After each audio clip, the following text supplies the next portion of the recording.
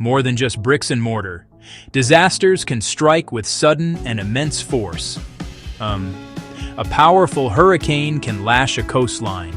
An earthquake can shake a city to its core. A wildfire can sweep through a landscape in moments.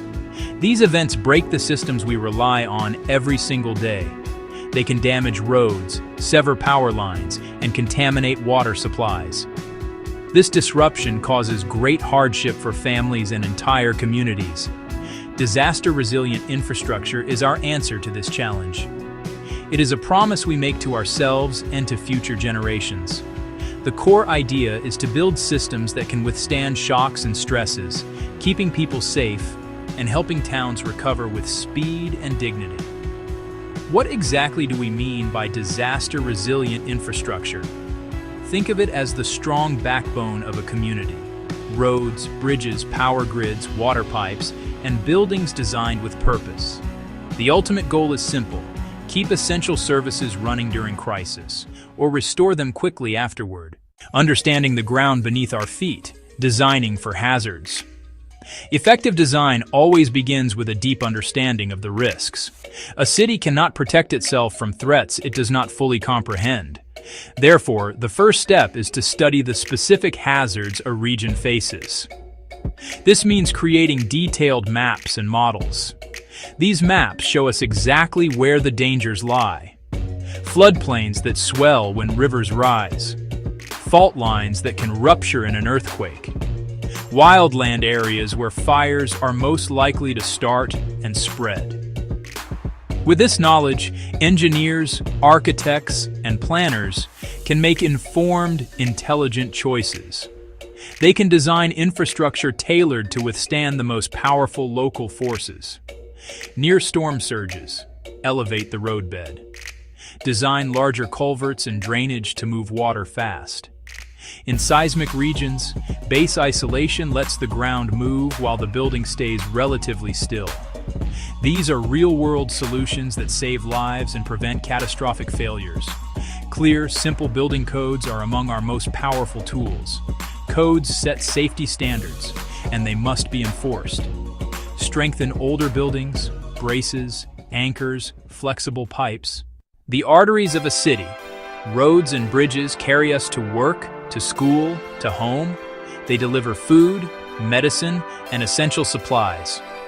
They are the pathways for first responders to reach people in need. When links are cut, a community can become isolated and paralyzed. Help cannot get in, and people cannot get out. Protecting roads and bridges is a top priority. Use permeable pavement to reduce surface flooding. Lift low-lying roads above expected flood levels. Maintain robust drainage with wide channels and clear culverts. Work with nature. Roots stabilize soil and reduce erosion. In slide-prone terrain, retaining walls and reinforced slopes keep roads safe. Regular inspections fix small issues before storms make them big. In quakes, modern bridges must move and sway, not resist rigidly. Flexible bearings, strong cables, deep reinforced foundations. Protect piers from scour, fast water eroding foundations. Encasement and rock armor prevent dangerous washouts. Use local, well-tested materials for speed and fit. And build network redundancy so multiple routes reach critical locations. Life's essential flow, securing water and sanitation. Nothing is more essential to life and health than clean water. After a disaster, safe water is critical for drinking, cooking, and hygiene. Sanitation systems must safely manage waste. When lines are damaged, a public health emergency follows. Contaminated water can spread cholera and dysentery with terrifying speed. A natural disaster can become a prolonged health crisis. Building resilience into water and sanitation is fundamental to public health. Move away from single points of failure toward distributed water sources. Wells, protected springs, and large-scale rainwater harvesting provide redundancy. If one source fails, others keep working. Local filtration makes secondary sources safe to drink. Older, brittle pipes fail in quakes and floods. Use flexible materials like ductile iron and HDPE. cushion pipes in protected trenches. Site critical facilities away from floodplains and surge zones. Train local technicians for maintenance and quick post-disaster repairs. Low-tech gravity systems and composting toilets keep services running without power. In the modern world, electricity is the invisible force that powers nearly everything. It runs our hospitals, keeps our water pumps working, powers our communications, and allows businesses to operate. When the grid goes down, consequences are immediate and severe. Physically strengthen the grid. Replace wooden poles with steel or concrete. Trim trees from lines. In high-risk zones, bury lines. Costly up front, but robust against wind, ice, and falling trees. A resilient future lies in decentralization. Microgrids that can operate independently, serving hospitals, campuses, or neighborhoods with solar, wind, and battery storage. During a major outage, microgrids disconnect and keep the lights on. They sustain shelters, fire stations, and critical medical equipment, an island of stability. They let responders coordinate and give vulnerable people a safe place to go.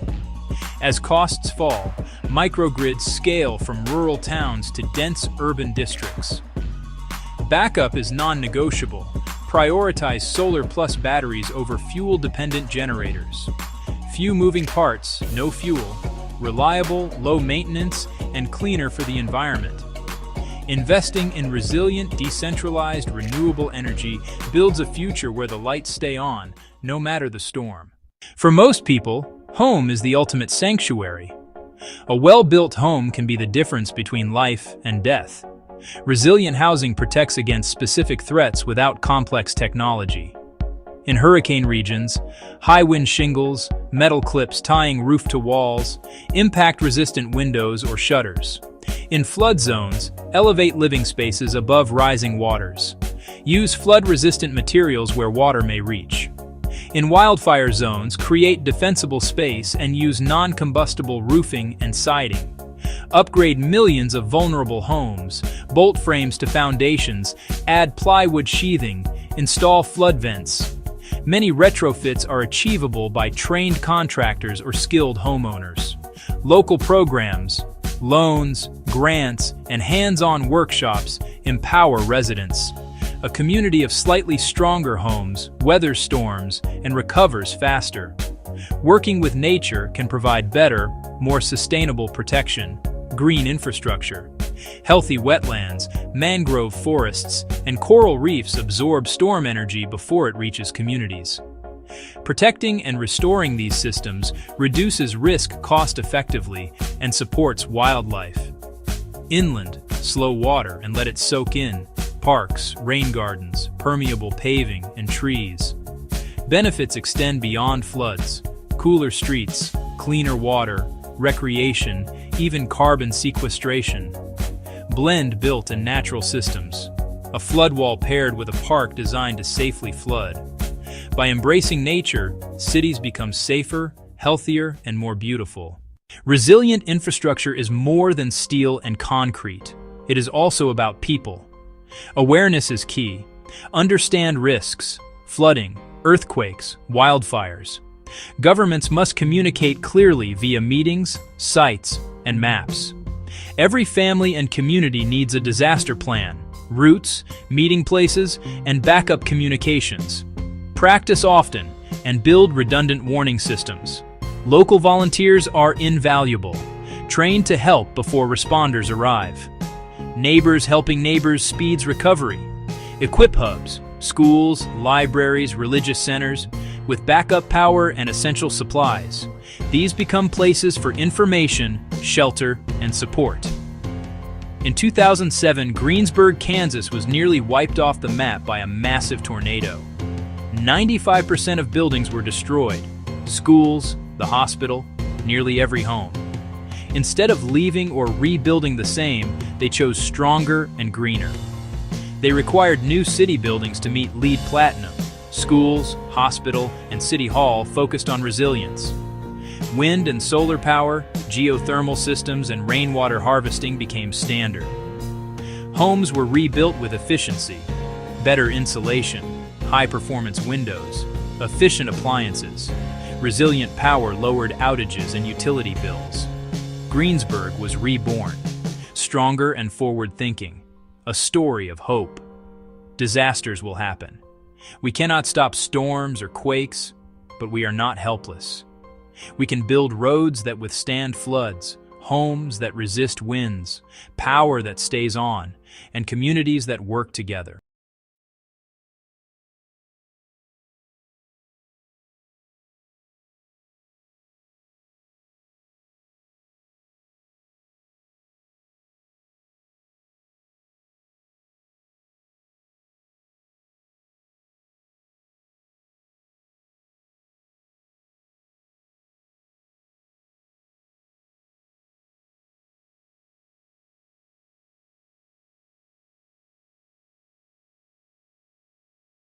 Marta woke at dawn, just as the first slice of golden light touched the edge of her small town.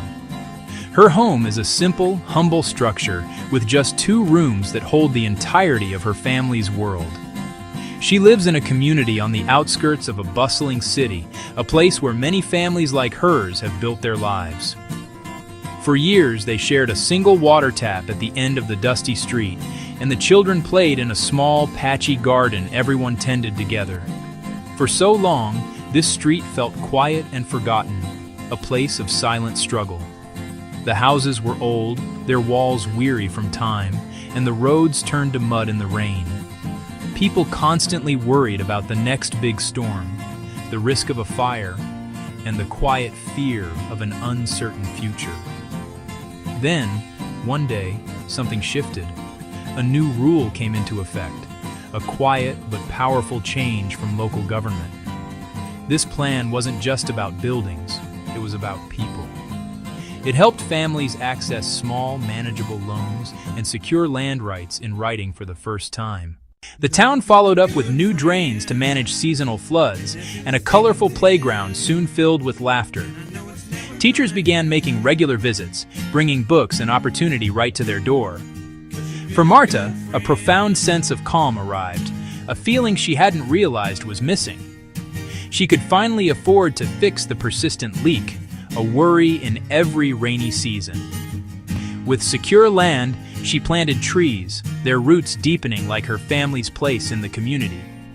Her child could play safely on the street, watched over by neighbors with renewed pride. This tangible change shows how good policy meets people where they are, turning a place of worry into a place of hope. Our homes are the foundations of our lives, and the rules that govern them can build us up or hold us back. Change rarely happens overnight. It's a series of small, deliberate steps: a loan, a title, a drain pipe, a playground. When governments listen and clear paths, communities unlock their potential. So, what exactly is this thing we call policy? At its heart, a rule, a law, a plan that guides our collective actions. It's a decision by people in charge: local city hall, your state capital, the highest offices of the national government, even global organizations like the United Nations. Policy might sound distant, but its effects are personal and concrete. It shapes the air you breathe, the safety of the water you drink, and the stability and affordability of the roof over your head. A good policy can be a lifeline: safe, secure, accessible homes. Think of policy as the invisible architecture of our society. Designed with care and foresight, it creates opportunity. It can help a first home, dignity for seniors, and disaster protection, bridging the gap between what families earn and what a safe home costs. Building a world where everyone has a safe home can feel overwhelming, but it boils down to a few key principles. Think of a recipe with 3 essential ingredients. To make housing fair, stable, sustainable, focus on 3 areas: making finance accessible, ensuring clear and just land rights, and providing green incentives for healthier living. Together, these pillars support the dream of a secure home. If one is weak, the structure wobbles. When all 3 are strong, communities thrive for generations. Finance is often the biggest hurdle. Huge down payments and perfect credit shut families out. Fair finance policies create new pathways to loans. Government guarantees reduce bank risk for low-income families. Subsidies cover early interest, giving breathing room. Second, land. Without security underfoot, you can't build stability. Simpler, affordable titles transform anxiety into confidence. Finally, green incentives reward safe, efficient, climate-ready homes. They save money, improve health, and build resilience. Finance, land, and green design, a practical framework that works. The journey often begins with money. Traditional systems weren't built with everyone in mind. They work best for those with wealth. It can take money to get money, locking families out. Hard-working renters still here, too risky. Here is government's chance to rewrite the rules, to include, not exclude, and to lift people up. Microloans, small amounts with big impact, not massive mortgages, manageable funds. Marta used one to fix her roof before the rains. Low interest, fast approval, minimal paperwork. Governments can incentivize banks to offer these products or partner with trusted local institutions. Meet people where they are. Subsidies and grants make ownership possible. Cover upfront costs and lower early payments, turning a bank's no into a yes. Stable homes boost school, health, and small business, and strengthen entire communities. Now, the ground beneath our feet. Secure land rights unlock stability. A deed or title is incredibly powerful. It means you can't be forced to leave, and you can pass your home to your children. It gives confidence to improve and invest. But hundreds of millions lack this basic security. Old laws, missing papers, constant uncertainty. Outdated records breed confusion and disputes, opening doors to corruption and land grabs. Simplify and democratize land tenure with low-cost surveys and fast local offices. In Marta's town, one simple paper acted like a shield. People invested, shifting from survival to planning. Clarity enables roads, water, sewers, electricity. Legal titles unlock loans and jobs. Addresses ease school registration and civic life. Secure land draws people into the fabric of society, building real foundations for dreams. The third and final key, think green. We can't build like we did decades ago. Climate challenges are here. Homes must be ready. It's not about luxury tech, but practical design that keeps families safe, healthy, and financially secure. Green incentives speed the shift. Start with insulation. Cooler summers, warmer winters, lower bills. Daylight and ventilation reduce lighting and AC needs. Marta's home added a small solar water heater, cutting costs and keeping hot water even in outages. Cities can offer rebates for rainwater systems and efficiency, tax credits or direct incentives for builders and owners. Codes create markets that lower prices over time. Green homes are healthier, cooler, and safer. A green home is a resilient home, a secure sanctuary in a changing world. Smart policies on finance, land, and green are essential, but they're only part of the equation. Success grows when people have a seat at the table, a shift from top-down to collaboration, where neighbors shape their own futures. Who knows the needs better than those who live them? They know where the street floods, which corners need a light, and the safest place for a playground. Community-led housing often means cooperatives. Members own and manage together, pool resources to buy land or buildings, co-design the homes, and set fair rules. Costs drop, and homes fit culture and needs. Participatory planning makes it possible. We need a wider path for our elders here. This lot is perfect for a garden. The final plan is sound and lived in. When people help design it, they care for it. On a steep hillside, families lacked safe access and clean water. They formed a cooperative with a small grant and legal support and took matters into their own hands. They built sturdy, low-cost steps with local materials, planted native trees to prevent landslides, and set up upkeep together. The result was transformative. Children reached school safely, shops saw more business, and a renewed sense of empowerment grew. This is what happens when we trust people as experts of their own lives. The final piece is collaboration. No single group can solve the housing crisis alone. Real change happens when we work together. Government sets direction with fair laws. Community groups add heart and local knowledge. Nonprofits and donors bring funding and expertise, and companies bring innovation and efficiency. Think of it like a symphony. A city offers unused land for affordable housing. A bank, backed by guarantees, provides low-interest microloans. Trusted leaders organize residents and co-design. Builders train residents, creating jobs and skills. The project is faster, cheaper, and safer. Homes meet real needs. The neighborhood thrives. Benefits compound beyond bricks and mortar. Collaboration also builds resilience to shocks, physical and economic. Stronger homes, stronger bonds, stronger local economies. It's the glue that binds finance, land, and green design, turning a set of efforts into a unified force for change. Marta's story shows a better future is within reach. We can build it, one neighborhood at a time. You can hear it in children's laughter, see it in small businesses on a newly lit street, and feel it in the quiet pride of a secure home. None of this is an accident. It's the result of thoughtful rules, dedicated people, and the will to work together. The path is clear, and it requires action. Leaders, start by listening. Ask what people truly need. Create simple rules that clear the path. Make land rights faster and cheaper to secure. Back small loans for low-income buyers. Offer real incentives for green, healthy homes. Empower community groups. Fund, trust, and include them. Community, your voice matters. Organize and act. Small steps together become a powerful movement.